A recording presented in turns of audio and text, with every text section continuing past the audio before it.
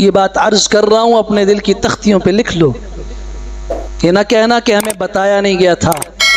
سیدنا جابر بن عبداللہ کی روایت رضی اللہ تعالیٰ عنہ کی، صحیح بخاری کے اندر موجود ہے، آپ علیہ السلام نے قبر پہ عمارت بنانے سے بھی منع کیا، اس پہ بیٹھنے سے بھی منع کیا، اس کے ساتھ ٹیک لگانے سے بھی منع کیا، اسے پختہ کرنے سے بھی منع کیا، وَأَنْ يُكْتَبَ عَلَيْهَا قبر پہ لکھنے سے بھی منع کیا۔ پھر یہ جملہ ذہن میں رکھو، نہا رسول اللہ صلی اللہ علیہ وسلم ان یبنا علی القبور،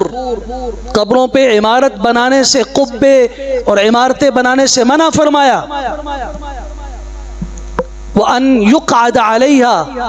اس پہ بیٹھنے سے منع کیا، وَيُتَّكَأَ عَلَيْهَا، اس پہ تکیہ لگانے سے منع کیا، اور اس کے اوپر چراغ لگانے سے منع کیا، اور اس کے اوپر ان یکتب علیہا، قبر پہ کچھ لکھا جائے، اس سے منع کیا گیا۔ آپ لکھ لیجئے، خیر ہے، میں نے عرض کر دیا کہ حضور اقدس صلی اللہ علیہ وسلم نے یہ فرمایا تھا۔ جہاں لکھنا چاہیے تھا اور جہاں زندگی اس قرآن کے مطابق گزارنی چاہیے تھی وہ تو نہ ہوا،